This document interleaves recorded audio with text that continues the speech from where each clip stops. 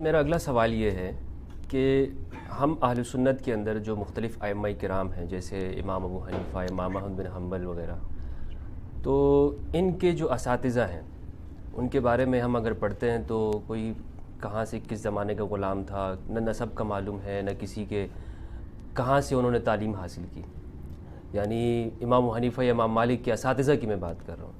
لیکن دوسری طرف جو ائمہ اہل البیت علیہم السلام ہیں تو ان کا نسب بھی معلوم ہے، وہ طاہر بھی ہیں، اساتذہ بھی معلوم ہیں، کس گھرانے سے ہیں وہ سب پورا بیک گراؤنڈ موجود ہے.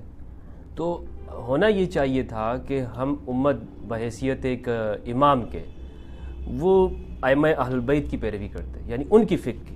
ابھی تو جی ابو حنیفہ کی ہے یا فلاں کی ہے، یا زمانے میں اوزاعی کی لوگ پیروی کرتے تھے، ان کو فقیہ مانا جاتا تھا. تو یہ زیادہ حقدار نہیں ہے ائمہ اہل البیت کے ان کو فقیہ مان کے ان کی پیروی کریں، ان کی فقہ کی؟ بالکل حقدار ہیں. اور اہل سنت کے جتنے بڑے ائمہ ہیں نا جی، وہ اہل البیت کے جو ائمہ تھے ان کو اپنا استاد مانتے تھے. امام مالک نے اکتساب کیا ہے، امام باقر سے کیا ہے، ٹھیک ہے.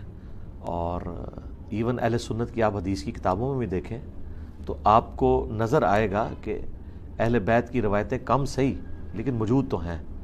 صحیح مسلم کے اندر، بخاری کے اندر امام باقر علیہ السلام کی، امام جعفر علیہ السلام کی بھی موجود ہیں، تو وہ ہیں. اب ذرا اس طرف آ جائیں کہ اکتساب والی بات کر رہے ہیں نا. اب یہ کہنے کو تو بہت آسان ہے، ہم کہتے ہیں جی لیں ہم اکتساب کر لیتے ہیں. کدھر ہے وہ نالج؟ اب وہ نالج جو لا کے ہمارے سامنے رکھ رہے ہیں وہ تو قرآن میں نہیں بیٹھ رہا. ہم کیسے مان جائیں کہ ائمہ اہل بیت نے یہ بونگیاں ارشاد فرمائی ہوئی ہیں؟ ایک تو یہ ہے کہ ہم ان بونگیوں کو مان لیں. ہم تو کہتے ہیں وہ بڑے انٹیلیجنٹ لوگ تھے، وہ اس طرح کی باتیں کر نہیں سکتے تھے. اچھا، اب اس کا ثبوت یہ ہے کہ صحیح مسلم کے مقدمے میں امام مسلم لے کے آیا کہ حضرت علی علیہ السلام کی شہادت کے بعد ابن عباس نے کوفے میں جہاں مولا علی بیٹھتے تھے نا، تو وہ جو فیصلے کرتے تھے وہ فیصلے منگوائے اور ان کے پڑھنا شروع کیا. پڑھتے جا رہے ہیں اور کہہ رہے ہیں اللہ کی قسم اگر یہ علی نے فیصلہ کیا تھا تو علی بھی گمراہ ہو چکا تھا. اللہ کی قسم انہوں نے ایک بہت قیمتی علم ضائع کر دیا. اس میں تعریف کر دی. یار دیکھیں مولا علی کی ابھی قبر کی مٹی بھی خشک نہیں ہوئی ہے اور ابن عباس کہہ رہے ہیں کہ انہوں نے مولا علی کا علم ضائع کر دیا.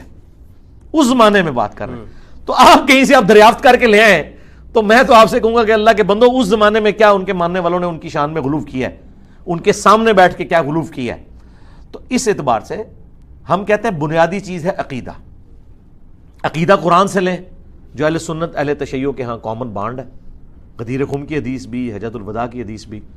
اس سے بڑھ کر شیعہ تو کلیم کرتے ہیں کہ جی ائمہ اہل بیت فرماتے ہیں کہ ہماری کوئی بات قرآن کے خلاف ہو تو اسے چھوڑ دو، ان کی بات ہی نہیں ہوگی. تو ہم تو یہی کہتے ہیں کہ قرآن کو ہم لیتے ہیں عقیدے میں، باقی رہ کے جو مسائل کہتے ہیں ہم ان سے لیں. تو سرکار میں تو اکتوبر 2022 کا انسان ہوں. میرے تو نہ امام حنیفہ کسی کام کے ہیں، معذرت کے ساتھ اس کو آپ نے گستاخی نہیں سمجھنا، کیونکہ میں جس دور کا انسان ہوں نا اس میں مجھے تو مسئلہ چاہیے انتقال خون کا، مجھے مسئلہ چاہیے پوسٹ مارٹم کا، مجھے مسئلہ چاہیے قطبین پہ نماز کا جہاں 6 مہینے کا دن 6 مہینے کی رات ہے، مجھے مسئلہ چاہیے ریل گاڑی میں نماز کا. تو میرے امام تو غلام سعود سعیدی صاحب ہے جو قرآن و سنت کی روشنی میں میرے آج کے مسئلے بتائیں گے.